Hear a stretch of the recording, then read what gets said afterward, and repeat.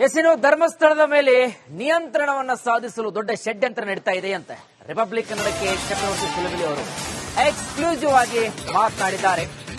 ಧರ್ಮಾಧಿಕಾರಿಗಳನ್ನ ಪೀಠದಿಂದ ಬಿಡಿಸಲು ದೊಡ್ಡ ಷಡ್ಯಂತ್ರ ನಡೀತಾ ಇದೆ. ಎಸ್ಐಟಿ ತನಿಖೆ ಮಾಡದೇ ಇದ್ದಿದ್ರೆ ಬುರುಡೆ ಕತೆ ಸತ್ಯವಾಗಿತ್ತು. ಸಾಕ್ಷ್ಯವಿಲ್ಲದೆ ಆರೋಪ ಮಾಡ್ತಾ ಇರುವಂತಹ ವ್ಯಕ್ತಿಗಳನ್ನ ತನಿಖೆಗೆ ಒಳಪಡಿಸಬೇಕು.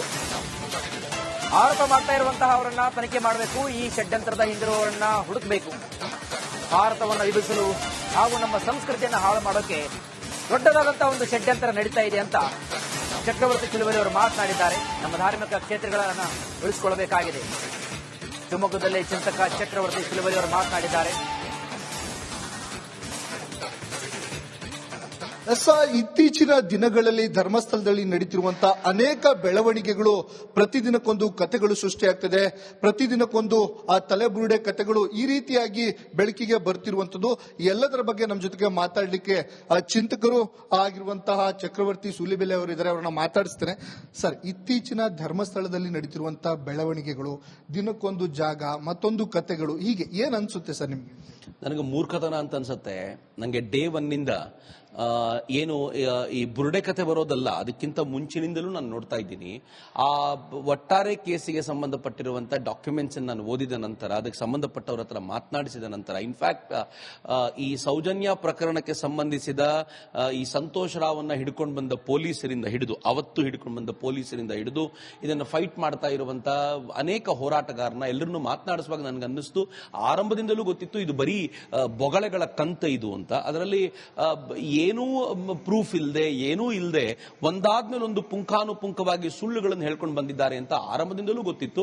ನಾನು ಈ ಹಿಂದೆಯೂ ಕೂಡ ಅದರ ವಿಚಾರವಾಗಿ ತುಂಬಾ ಮಾತಾಡಿದ್ದೀನಿ. ಈಗಂತೂ ಆ ಬುರುಡೆಗಳನ್ನು ತಗೊಂಡು ಬಂದು ಸೆನ್ಸೇಷನ್ ಕ್ರಿಯೇಟ್ ಮಾಡುವಂತ ಪ್ರಯತ್ನ ಇದೆಯಲ್ಲ, ಅದು ಹೇಗೆ ಅಂತಂದ್ರೆ ಸಮಾಜದಲ್ಲಿ ಎಲ್ಲರೂ ಗಾಬರಿ ಆಗ್ಬಿಡಬೇಕು, ಏನೋ ನಡೆದು ಬಿಟ್ಟಿದೆ ಇಲ್ಲಿ ಅನ್ನೋದನ್ನ ಅನ್ಕೊಳ್ಬೇಕು ಅನ್ನೋ ತರ ಒಂದು ಸೆನ್ಸೇಷನ್ ಕ್ರಿಯೇಟ್ ಮಾಡಿ ಧರ್ಮಸ್ಥಳದಿಂದ ಯಾರು ಅಲ್ಲಿನ ಧರ್ಮಾಧಿಕಾರಿಗಳಿದ್ದಾರೋ ಅವರು ಆ ಪೀಠವನ್ನು ಬಿಟ್ಟು ಹೋಗಬೇಕು, ಇಡೀ ಧರ್ಮಸ್ಥಳವನ್ನ ತಮ್ಮ ತೆಕ್ಕೆಗೆ ತೆಗೆದುಕೊಳ್ಬೇಕು ಅಂತ ಭಾವಿಸುವಂತ ಅನೇಕರು ಸೇರ್ಕೊಂಡು ಮಾಡಿದ ಷಡ್ಯಂತ್ರ ಇದು ಅಂತ ಎಂತವನಿಗೂ ಗೊತ್ತಾಗ್ತಿತ್ತು. ಈಗ ಆ ಷಡ್ಯಂತ್ರ ಬೆಳಕಿಗೆ ಬಂದಿದೆ ಅಂತ ನನಗನ್ಸುತ್ತೆ. ನಾನು ಎಸ್ಐಟಿಗೆ ಧನ್ಯವಾದವನ್ನು ಅರ್ಪಿಸ್ತೀನಿ. ಬಹುಶಃ ಎಸ್ಐಟಿಗೆ ಇದನ್ನು ಕೊಡದೆ ಹೋಗಿದ್ದಿದ್ರೆ ನಾನು ಸಿದ್ದರಾಮಯ್ಯನವರಿಗೂ ಈ ಸಂದರ್ಭದಲ್ಲಿ ಧನ್ಯವಾದವನ್ನು ಹೇಳಬೇಕು. ಯಾಕೆ ಅಂತಂದ್ರೆ ಎಸ್ಐಟಿಗೆ ಏನಾದರೂ ಅವ್ರು ಕೊಡ್ಲಿಲ್ಲ ಅಂದಿದ್ರೆ ಈ ತಲೆಬುರುಡೆ ಕತೆ ಸತ್ಯ ಆಗ್ಬಿಟ್ಟಿರ್ತಿತ್ತು. ಈ ದೇಶದ ಜನ, ಈ ರಾಜ್ಯದ ಜನ ಅದನ್ನು ನಂಬ್ಕೊಂಡಿರ್ತಿದ್ರು. ಕೊಟ್ಮೇಲೆ ಗೊತ್ತಾಯ್ತು ಇದು ಬೊಗಳೆಗಳ ಕಂತೆ ಹೊರತು ತಲೆಬುರುಡೆ ಇರಲಿಲ್ಲ ಅಂತ. ಸೊ ನನಗನ್ಸುತ್ತೆ ಇದನ್ನ ಇಲ್ಲಿಗೆ ನಿಲ್ಲಿಸಬೇಕು. ಮತ್ತು ಯಾರು ಈ ತರದ ಆರೋಪಗಳನ್ನ ನಿರಾಧಾರವಾಗಿ ಮಾಡ್ತಿರ್ತಾರೋ ಅಂತವರುಗಳನ್ನ ವಿಚಾರಣೆಗೆ ಒಳಪಡಿಸಿ ಇವ್ರ ಹಿಂದೆ ಇರುವಂತ ನಿಜವಾದ ಷಡ್ಯಂತ್ರ ಯಾವುದು, ಯಾರು ಅದನ್ನ ಸೂತ್ರಧಾರರು ಯಾರಿದ್ದಾರೆ ಅನ್ನೋದನ್ನು ಹುಡುಕಬೇಕು ಅಂತ ನನಗನ್ಸುತ್ತೆ. ಅಂದ್ರೆ ಸರ್, ಒಂದು ಕಡೆಯಲ್ಲಿ ಹಿಂದೂ ದೇವಸ್ಥಾನಗಳನ್ನ ಅಪಪ್ರಚಾರ ಮಾಡುವಂತದ್ದು, ಜೊತೆಗೆ ಈ ತರದ ಷಡ್ಯಂತ್ರಗಳು ಇದ್ರ ಹಿಂದೆ ಇದಾವ ಅನ್ಸುತ್ತಾ ನಿಮ್ಗೆ? ಡೆಫಿನೆಟ್ಲಿ ಹೌದು. ಇದರಿಂದ ಷಡ್ಯಂತ್ರ ಇಲ್ಲ ಅಂತ ಯಾರಿಗೂ ಅನ್ಸೋದಿಲ್ಲ. ನೀವು ಸುಮ್ಮನೆ ನೋಡಿದ್ರೆ ಗೊತ್ತಾಗುತ್ತೆ. ಆರಂಭದಲ್ಲಿ ಸೌಜನ್ಯ ಪ್ರಕರಣ ಅಂತ ಕಳೆದ 10-12 ವರ್ಷಗಳ ಹಿಂದೆ ಅದು ಶುರುವಾಯಿತು. ಅದು ನಿಧಾನವಾಗಿ ಪಿಕಪ್ ತಗೊಳ್ತಾ ಅದನ್ನ ಧರ್ಮಸ್ಥಳದ ಸುತ್ತಮುತ್ತ, ಆನಂತರ ಉಡುಪಿ ಮತ್ತು ಮಂಗಳೂರಿನ ಭಾಗಕ್ಕೆ ಹಬ್ಬಿಸುವಂತ ಪ್ರಯತ್ನ ಆಯಿತು. ರಾಜ್ಯದ ಎಲ್ಲೆಡೆಯೂ ಅದೇನು ಹೋಗಿರಲಿಲ್ಲ. ಅದಾದ ನಂತರ ನಿಧಾನವಾಗಿ ಮತ್ತೊಂದಷ್ಟು ಹೊಸಬರು ಅದಕ್ಕೆ ಎಂಟ್ರಿ ಆದ್ರು. ಆ ಎಂಟ್ರಿ ಆದವರು ಅದನ್ನ ರಾಜ್ಯಕ್ಕೆ ವಿಸ್ತಾರ ಮಾಡಿದ್ರು ಮತ್ತು ಕಾಲಕ್ರಮದಲ್ಲಿ ಇದನ್ನು ಹೆಂಗೆ ತೆಗೆದುಕೊಂಡು ಹೋದ್ರು ಅಂದ್ರೆ ಅದನ್ನ ದೇಶಕ್ಕೆ ವಿಸ್ತಾರ ಮಾಡಬೇಕು ಅಂತ ಪ್ರಯತ್ನ ಮಾಡಿದ್ರು. ಆದ್ರೆ ಅಣ್ಣಪ್ಪ ತುಂಬಾ ಜಾಗೃತ ದೇವರು ಅಂತ ಹೇಳಲ್ಪಡ್ತಾನೆ. ಸರಿಯಾದ ಸಂದರ್ಭದಲ್ಲಿ ಹೇಗೆ ಹೊಡೆತ ಕೊಟ್ಟಿದ್ದಾರೆ ಅಂತಂದ್ರೆ ಅವರು ದೇಶಕ್ಕೆ ತೆಗೆದುಕೊಂಡು ಹೋಗಬೇಕು, ಇದನ್ನ ನ್ಯಾಷನಲ್ ಮೀಡಿಯಾಗಳಲ್ಲಿ ಸುದ್ದಿ ಮಾಡಿಸಬೇಕು ಅನ್ನುವಂತ ಎಲ್ಲ ಪ್ರಯತ್ನ ಇತ್ತು. ಅದು ಸೋತೋಯ್ತು. ನೀವು ಆರಂಭದಿಂದ ನೋಡಿದ್ರು ಗೊತ್ತಾಗುತ್ತೆ. ಇದರಲ್ಲಿ ಮೈಸೂರಿನಿಂದ ಒಡನಾಡಿ ಅನ್ನುವಂತ ಒಂದು ಸಂಘಟನೆಯ ಸ್ಟ್ಯಾನ್ಲಿ ಅನ್ನೋರು ಇದ್ರ ಹಿಂದೆ ಇದ್ರು ಅಂತ ಕೂಗ್ ಕೇಳಿ ಬಂತು. ನಾನು ಆ ಒಡನಾಡಿ ಸಂಸ್ಥೆಯ ಅದರ ವೆಬ್ಸೈಟ್ಗೆ ಹೋಗಿ ಅದನ್ನೆಲ್ಲ ಡೀಪ್ ಆಗಿ ನೋಡ್ತಾ ಇರುವಾಗ ಗೊತ್ತಾಯ್ತು, ಒಡನಾಡಿ ಸಂಸ್ಥೆ ನೋಡ್ಲಿಕ್ಕೆ ಆರ್ಡಿನರಿ ಅನ್ಸುತ್ತೆ, ಆದ್ರೆ ಒಬಾಮಾ ಫೌಂಡೇಶನ್ ಜೊತೆಗೂ ಕೂಡ ಸಂಪರ್ಕ ಇರುವಂತದ್ದು. ನಮ್ಗೆ ಗೊತ್ತಿದೆ, ಒಬಾಮಾ ಫೌಂಡೇಶನ್ ಆಗಲಿ, ಜಾರ್ಜ್ ಸೊರೋಸ್ ಫೌಂಡೇಶನ್ ಆಗಲಿ, ಇವರೆಲ್ಲರೂ ಏನ್ ಮಾಡ್ಲಿಕ್ಕೆ ಪ್ರಯತ್ನ ಪಡ್ತಾರೆ, ಡೀಪ್ ಸ್ಟೇಟ್ ಆಗಿ ಹೇಗೆ ಭಾರತವನ್ನ ವಿಭಜಿಸಲಿಕ್ಕೆ, ಇಲ್ಲಿನ ಸಂಸ್ಕೃತಿಯನ್ನ ನಾಶ ಮಾಡ್ಲಿಕ್ಕೆ ಪ್ರಯತ್ನ ಪಡ್ತಾರೆ ಅಂತ ಗೊತ್ತಿರುವಂತದ್ದೇ.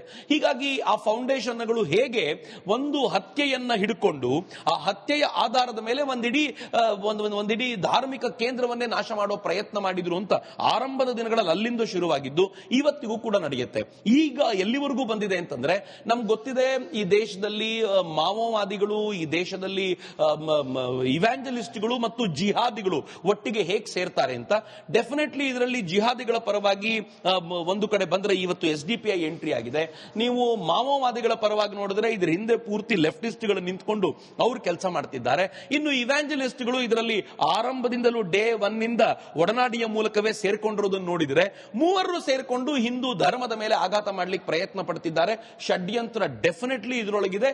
ಆ ಷಡ್ಯಂತ್ರವನ್ನ ಬಯಲಿಗೆಳಿಲಿಕ್ಕೆ ಒಗ್ಗಟ್ಟಾಗಿ ನಿಲ್ಲಬೇಕಾಗಿದೆ. ನೆನ್ಪಿಟ್ಕೊಳ್ಳಿ, ಇದು ಬರೀ ಹಿಂದೂಗಳು ಮಾತ್ರ ಅಲ್ಲ, ಹಿಂದೂಗಳು, ಮುಸಲ್ಮಾನರು, ಕ್ರಿಶ್ಚಿಯನ್ರು ಎಲ್ಲರೂ ಒಗ್ಗಟ್ಟಾಗಿ ನಿಲ್ಲಬೇಕು. ಯಾಕೆ ಅಂತಂದ್ರೆ ಇವತ್ತು ಈ ಷಡ್ಯಂತ್ರ ಹಿಂದೂ ದೇವಸ್ಥಾನದ ವಿರುದ್ಧ ಆಗಿರೋದು, ನಾಳೆ ಈ ಷಡ್ಯಂತ್ರ ಕ್ರಿಶ್ಚಿಯನ್ರ ವಿರುದ್ಧವೂ ಆಗ್ಬೋದು, ನಾಳೆ ಈ ಷಡ್ಯಂತ್ರ ದೇಶವನ್ನು ಪ್ರೀತಿಸುವಂತ ಮುಸಲ್ಮಾನರ ವಿರುದ್ಧವೂ ಆಗ್ಬೋದು. ಹೀಗಾಗಿ ಎಲ್ಲರೂ ಒಗ್ಗಟ್ಟಾಗಬೇಕಾದಂತ ಅಗತ್ಯ ಇದೆ ಅಂತ ನನಗನ್ಸುತ್ತೆ. ಮತ್ತೊಂದು ಕಡೆ ಅಲ್ಲಿ ಸ್ಥಳೀಯರ ಸಿಟ್ಟಿಗೆ ಕಾರಣವಾಗಿರುವಂತದ್ದು ಯೂಟ್ಯೂಬರ್ಸ್ಗಳು ಆ ಕ್ಷೇತ್ರದ ಅಪಪ್ರಚಾರವನ್ನ ಮಾಡ್ತಿದ್ದಾರೆ ಎನ್ನುವಂಥದ್ದು ಮಾತುಗಳು ಕೇಳಿ ಬರ್ತಿರುವಂತದ್ದು. ಸರಿ, ಇದು ಎರಡನೇ ಹಂತಕ್ಕೆ ಇವರು ತೆಗೆದುಕೊಂಡು ಹೋಗಿದ್ದೆ ಒಬ್ಬ ಯೂಟ್ಯೂಬರ್ನ ಮೂಲಕ. ಆತ ಒಬ್ಬ ಮುಸ್ಲಿಂ ಹುಡುಗ, ಆತ ಒಂದು AI ವಿಡಿಯೋ ಮಾಡಿದ. ಆ ವಿಡಿಯೋ ಮಾಡಿದ್ದ ಅವನು ಹೇಗ್ ಮಾಡಿದ ಅಂತಂದ್ರೆ ಆ AI ಅನ್ನು ಬಳಸಿಕೊಂಡು ಕಥೆಗಳನ್ನ ಹೇಳುವಂತ ರೀತಿಯಲ್ಲಿ ಅದನ್ನ ಧರ್ಮಸ್ಥಳಕ್ಕೆ ಕನೆಕ್ಟ್ ಮಾಡಿದ ಸುದ್ದಿ ಹೇಗೆ ವೈರಲ್ ಆಯಿತು ಅಂತಂದ್ರೆ ಅದನ್ನ ಈ ದೇಶದಿಂದ ಹೊರ ದೇಶದಿಂದ ಎಲ್ಲರೂ ವ್ಯೂ ಮಾಡುವಂತೆ ಮಾಡಿದ್ರು. ದೊಡ್ಡ ಮಟ್ಟದಲ್ಲಿ ಅದು ವ್ಯೂ ಆಯಿತು, ಚರ್ಚೆಗೆ ಬಂತು. ಕಾಲೇಜಿನ ಹುಡುಗರು ಅದನ್ನ ಚರ್ಚೆ ಮಾಡ್ಲಿಕ್ಕೆ ಶುರುವಾದಾಗ ಅವ್ರಿಗೆ ಗೆದ್ದಿದ್ದೀವಿ ಅಂತ ಅನ್ನಿಸ್ತು. ಆದ್ರೆ ಆಗ್ಲೂ ಕೂಡ ಒಂದಷ್ಟು ಇದನ್ನ ವಿರೋಧಿಸುವಂತ ಜನ ಮತ್ತೆ ಒಗ್ಗಟ್ಟಾದ್ರು. ಇವ್ರು ಏನೇನ್ ಸುಳ್ಳು ಹೇಳಿದ್ದಾರೆ, ತಪ್ಪು ಹೇಳಿದ್ದಾರೆ ಅನ್ನೋದನ್ನೆಲ್ಲ ಎತ್ತಿ ತೋರಿಸುವಂತ ಪ್ರಯತ್ನ ಮಾಡಿದಾಗ ಸೈಲೆಂಟ್ ಆಗಿದ್ರು. ಬಟ್ ಎರಡನೇ ಬಾರಿಗೆ ಆ ಯೂಟ್ಯೂಬರ್ಗಳೆಲ್ಲ ಯಾರು ಇಷ್ಟು ದಿನಗಳ ಕಾಲ ವೀರೇಂದ್ರ ಹೆಗ್ಗಡೆಯವರ ಬಗ್ಗೆ ಮಾತನಾಡಲಿಕ್ಕೆ ಹಿಂದೆ ಮುಂದೆ ನೋಡ್ತಿದ್ರು, ಅವರುಗಳು ಈ ಬಾರಿ ವೀರೇಂದ್ರ ಹೆಗ್ಗಡೆಯವರ ಹೆಸರನ್ನು ತೆಗೆದುಕೊಂಡು ಬಂದ್ರು. ಅವರನ್ನು ಇದರಲ್ಲಿ ಸೇರಿಸಬೇಡ ಅನ್ನುವಂತ ಪ್ರಯತ್ನ ಮಾಡಿದ್ರು. ಇಲ್ಲಿಯವರೆಗೂ ನಾನು ಇದರ ಹಂತವಾಗಿ ಹೇಳಬಹುದಾದ್ರೆ, ಮೊದಲು ಹೇಳಿದ್ರು ಇದರಲ್ಲಿ ವೀರೇಂದ್ರ ಹೆಗ್ಗಡೆಯವರ ಫ್ಯಾಮಿಲಿಯ ಪಾತ್ರ ಇಲ್ಲ ಅಂತ. ಆಮೇಲೆ ಹೇಳಿದ್ರು ವೀರೇಂದ್ರ ಹೆಗ್ಗಡೆಯವರ ತಮ್ಮನ ಮಗ ಇದನ್ನು ಮಾಡಿದ್ದಾರೆ ಅಂತ. ಆಮೇಲೆ ವೀರೇಂದ್ರ ಹೆಗ್ಗಡೆಯವರ ತಮ್ಮ ಸರಿ ಇಲ್ಲ ಅಂತ ಹೇಳಿದ್ರು.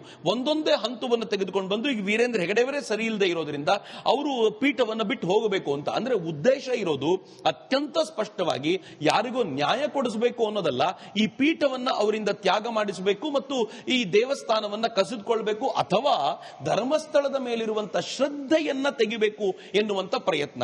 ನಿಮ್ಗೆ ಗೊತ್ತಿದೆ ಧರ್ಮಸ್ಥಳ ಎಷ್ಟು ಕೆಲಸ ಮಾಡ್ತಾ ಇದೆ ಅಂತಂದ್ರೆ ಈ ರಾಜ್ಯದಲ್ಲಿ ಬಹುಶಃ ನನಗನ್ಸುತ್ತೆ ಇದನ್ನ ಹೇಳಿದ್ರೆ ಅನೇಕರಿಗೆ ಆಶ್ಚರ್ಯ ಅನ್ಸಬಹುದು, ಪ್ಯಾರಲಲ್ ಗವರ್ಮೆಂಟ್ ತರ ಕೆಲಸ ಮಾಡುತ್ತೆ.